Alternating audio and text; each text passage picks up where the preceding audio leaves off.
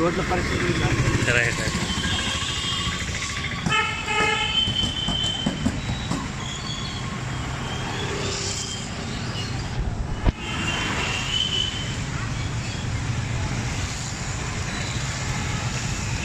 అతి చిన్న వర్షానికి స్విమ్మింగ్ పూల్గా మారిన మన ఆదోని మున్సిపాలిటీ కార్యాలయం.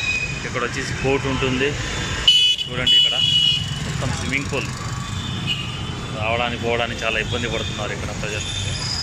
చూడండి అసలు ఏమేమి లేదు, మొత్తం నిండిపోయింది. ఎక్కడ అంటే మున్సిపాలిటీ కార్యాలయం. ఏ రకంగా ఇదండి మన ఆదోని దౌర్భాగ్యమైన ఎప్పుడు మారుతుందో ఏం లేదు. నిదానమనా